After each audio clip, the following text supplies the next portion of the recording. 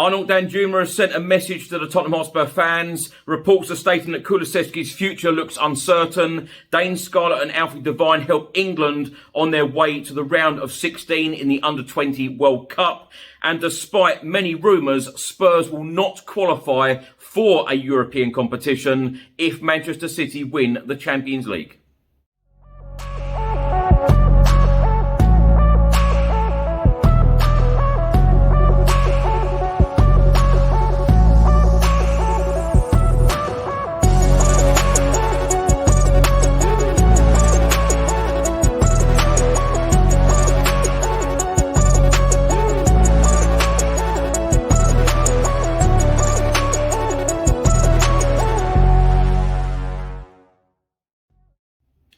Welcome back to the channel. Hope you're all keeping well. This is another edition of Tottenham News, where I'll be going through all of the latest Spurs news, rumours and reports. If you're watching this on YouTube, please do hit that subscribe button, like, share and comment below. And if you're listening to this on an audio platform, please do hit that follow button and leave a review if you can. So let's start with a goodbye message from Arnold Danjuma. He put the following on Instagram and Twitter on Monday morning. It says, "To Spurs fans, it is very difficult to sum up this season we've had all in words. Many highs and lows, yet I tried to give my all every time, at every moment for you all. An indifferent return to the Premier League for me. I'd be lying if I wasn't disappointed with how the season ended for the club, the fans and me. I have proven and I know I have the ability to influence games and make a big impact. And if I could turn back the clocks and be given a chance to demonstrate that, I would without question. Putting the frustration aside, I'm very conscious of the welcome I received by first and foremost the fans, whose continuous support towards me has truly amazed me. Likewise, the welcoming from the club, players and staff has been a heartwarming pleasure, to say the least. What is tomorrow worth? If it is the same as today, it is only through the hardships in life we will be able to find ease. Therefore, this is not a goodbye message. Never. The journey shared will live on in my mind, body and heart forever. This is to every fan who chanted my name, for every person who clapped their hands for me, for every kid who ran up to me for an autograph. Thank you until we meet again." Now, there have been a lot of rumours and a lot of people questioning, can Tottenham Hotspur still qualify for the Europa Conference League if Manchester City beat Inter Milan in the Champions League final? No, they can't. This is not the case. Spurs will not qualify for Europe this season, no matter what Manchester City do, win, lose, in the Champions League final. Now, new UEFA regulations mean that the spot is instead given to the highest ranked national league in the UEFA coefficient, without an automatic group stage spot. This means that no extra position is then impacted outside of that, and therefore nothing can be changed for Tottenham. It is impossible for 8th to qualify by league position. The team must win a domestic cup competition or a European title to play in Europe the following season. If Manchester City win the Champions League, this will have no effect on the Premier League, as Manchester City will finish in the top 4. There is no drop down of places to give a 5th Champions League spot. The position in the group stage for the Champions League title holders is left vacant. This isn't filled by giving another team a place. The qualifying rounds are rebalanced, with clubs effectively receiving byes. Ordinarily, the champions of the country ranked 11th in the UEFA coefficient table at the end of the 2021-2022 season, Serbia would go direct to the Champions League group stage rather than having to qualify. However, Russia is ranked 10th and its clubs remain excluded from European competition. That means that the Serbian champions are already guaranteed a place in the group stage. So if Manchester City do win the Champions League, it will be the champions of the 12th ranked country who are given a place in the group stage. This so happens to be Ukraine. Now, next up, Alfie Devine and Dane Scarlett were in action again for the England under-20s. Devine and Scarlett will face Italy in the under-20 World Cup round of 16 after England were held to a 0-0 draw with Iraq in their final group stage game on Sunday. Having enjoyed victories over Tunisia and Uruguay in their opening 2 games of Group E, with Dane on target against Tunisia and Alfie on the score sheet against Uruguay, the Young Lions were then forced to settle for a stalemate in their last group match day against a stubborn Iraq side, but that was enough to see them top the group. Alfie started the game in the centre of midfield with Dane amongst the subs before coming on in the 81st minute. The draw of the Middle Eastern nation saw England finish 1 point above Uruguay, and they will now face Italy, who finished second in Group D behind Brazil in the last 16 on Wednesday, the 31st of May. Kick-off time will be 10 p.m. UK time. Lots of reports on this story today. This one is from the Daily Mail, and it states that Tottenham Hotspur winger Kulusevski has admitted he is unsure whether he will be returning to Spurs next season as time runs out on his long-term loan agreement.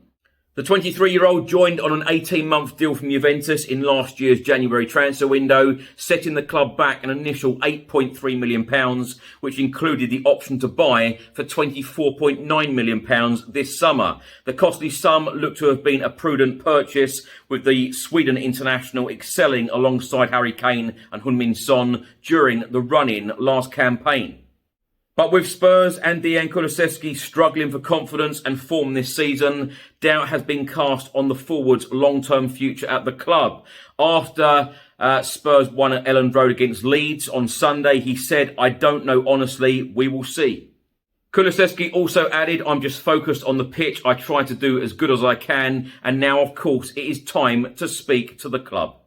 Back to the report from the Daily Mail today. It says when Kulusevski contributed to Antonio Conte's fearsome trio last term, few would have anticipated there would be any doubt of Spurs permanently securing his services. The Sweden international finished last season with 5 goals and 8 assists from just 18 outings to help Spurs clinch a top 4 spot. The same result from the club at the end of the campaign would have meant that Daniel Levy and co would have had to fork out an increased fee of £29.1 million for the youngster. Kulusevski has struggled this season after impressive performances last term, with a return of 2 goals and 7 assists from 30 appearances. Now, my thoughts on all of these stories in this episode. Let's start by talking about the Europa Conference League. To be honest with you, I know I'm in the minority here.